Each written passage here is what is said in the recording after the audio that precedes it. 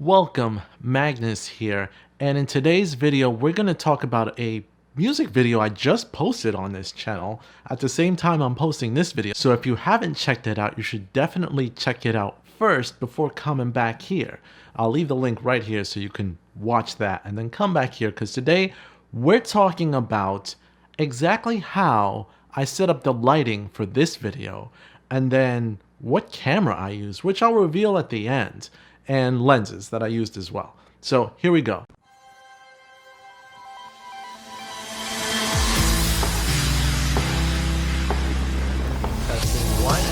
Behind you with like the clouds, the sky and everything, and still be able to we've got the Rode video mic. Here we go.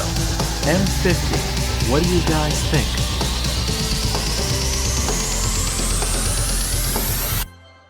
Now let me give you some background as to why I did this particular music video that hopefully you just saw. I actually listened to it recently, even though the song is a couple of years old. I listened to it recently because I liked it when it was released. I was like, I feel like watching the music video. And when watching the music video, I remembered what I remembered back then. And it was like, the music video doesn't do the song justice.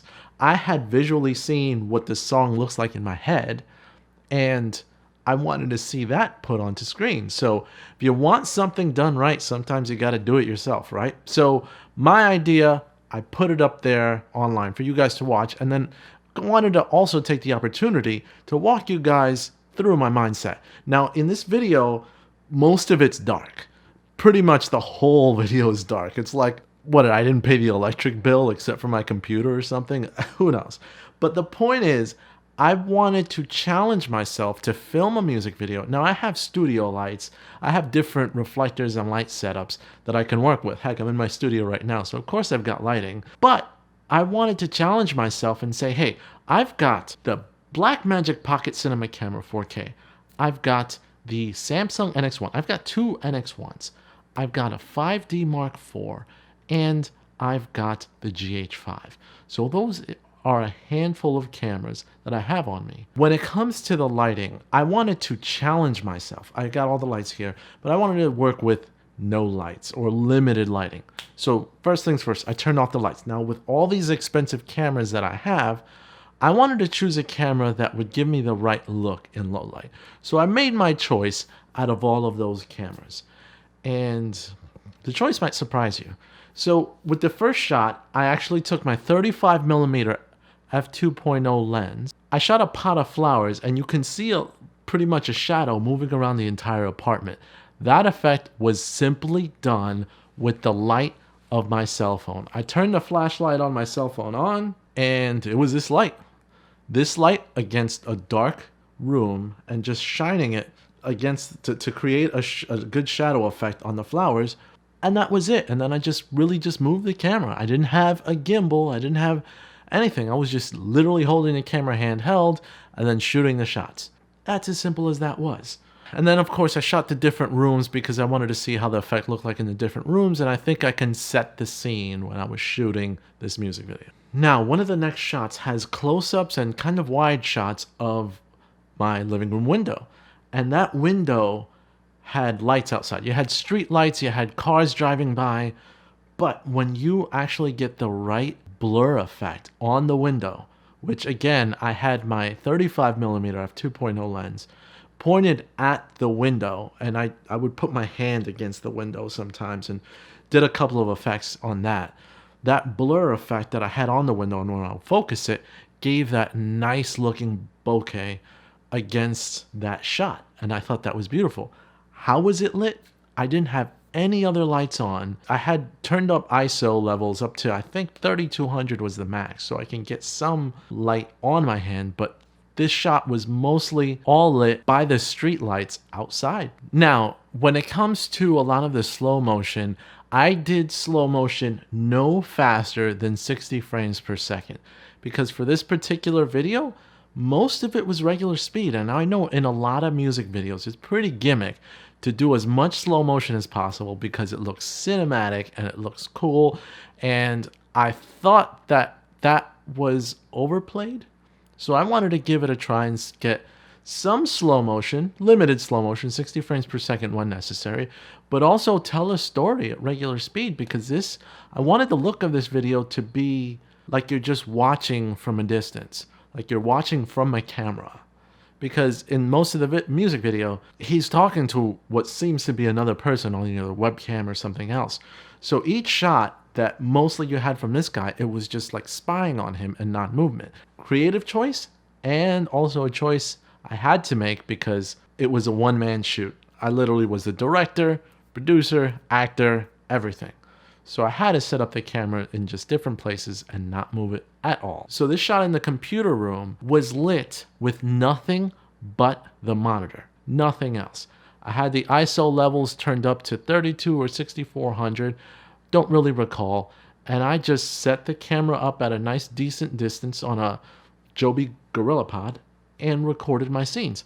Now, one shot, the farthest shot that I had from a side angle was a 24 to 70 millimeter f2.8 lens, and then the front shot of my face was done with an 11 to 20 millimeter 2.8 lens, so I can get a nice wider shot of my face where it looks like I'm actually looking at the camera. Again, lit by only the computer monitor.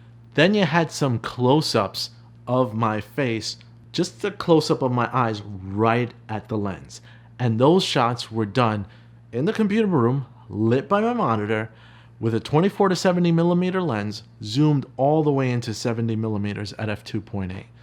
That can get you exactly the shot that I needed, and the right bokeh, and enough light to be let into the sensor. And of course, acting skills, which I'm hoping I had enough of. Now, in a lot of the video, you see me dancing at a distance in front of the window, whether I'm pounding it or doing some nice dance moves in front of it. All of that was done while the camera was really far from me.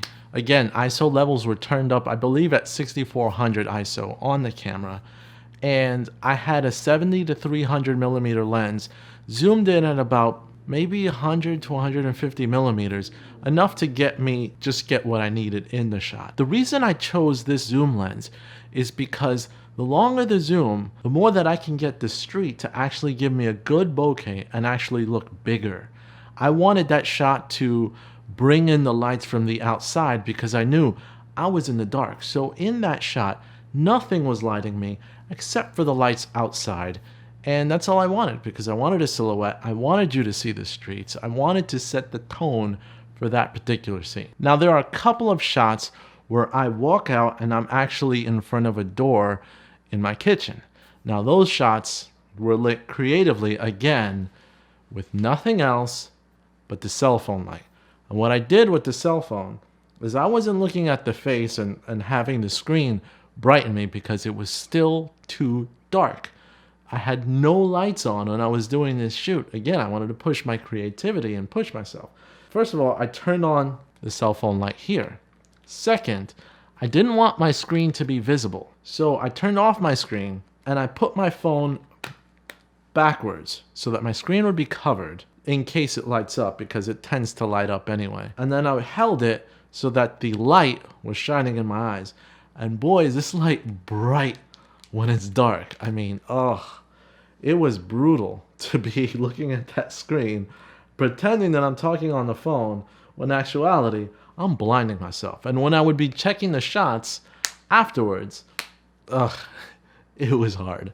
So I had two lenses that I was using for this particular shot. For the wider shot, I used the 35mm f2.0 lens. And for the zoomed in shot, I again used the 24 to 70mm lens.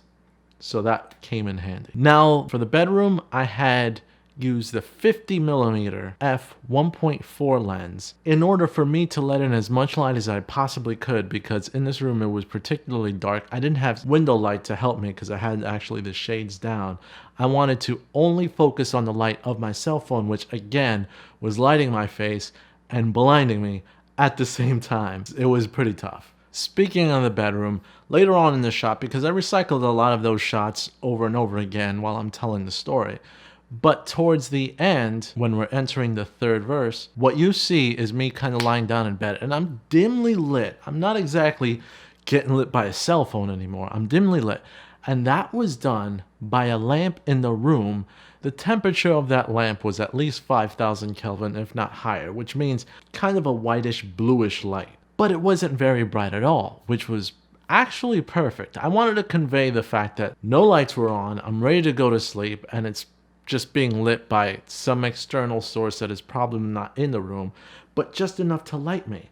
And I just turned down the ISO to a lower level, and I looked at the camera and I just basically let it look like I was poorly lit. Or I made it look like it was nighttime. And that's what I was going for. So that's how I pulled off those shots. And for the shots where I'm actually laying in bed, I used the 70 to 300 millimeter lens at 70 millimeters. And what you'll notice is that I go into focus in the shots. Now that was not something I was controlling. The camera, based on the dark room, was having trouble finding my face. So it would focus, then lose focus. And I thought the look of that coincidence, something that I wasn't setting up myself, actually made for a more interesting shot. It made it look like someone else was controlling the camera, which in actuality, nobody was. Next, you have these shots where I'm looking at a cell phone. Now, these cell phone shots, I wanted a lot of blur and only to focus on the actual phone itself. So I used the 50mm f1.4, held the camera to my chest as I held the phone out and tried to look at the monitor so I can see only what I wanted to focus on in the actual cell phone shots. Then basically the rest of the video was back here and back into normal familiar areas where we were lighting everything as I told you. And then telling the story as I did was just part of the fun, part of the challenge, and that's how I used the cameras and put this whole thing together. So which camera did I use? You've seen the video, hopefully. You've seen the shots that I've shown you right here. What camera would have given me that flexibility of all those shots? Quite honestly, all my cameras can do that. I believe the NX1, the GH5, the Blackmagic Pocket Cinema Camera 4K, the 5D Mark IV, all of my cameras have the ability to give me this, but in particular to get the shots that I wanted, to use the lenses that I wanted, and to actually have the look that I wanted, it was the 5D Mark IV. And to push it a little bit further, on the 5D Mark IV, I shot both in 1080p for the slow motion shots for 60 frames per second, and I shot the standard shots in 4K, 24 frames per second, in log mode. So I had the best dynamic range possible on the camera, which helped out in a lot of these darker shots when trying to not blow out my face with the highlights of using my phone pointed right toward my face. So that's it. Now, let me know what you guys think of the video, and if you haven't seen it, what are you doing at the end of the video? You should have watched it by now. And I'd like to give a special thanks to Marina Bruno. I'm wearing her shirt. You should definitely check out her merch. I'll leave a link down below. And she's also a wonderful director. You should check out her Wondering Pictures channel as well to see her short films. And as always, like, share, and you can make my day if you subscribe today. This is Magnus, and I'm out. See you guys later. Watch the video again. It was fun.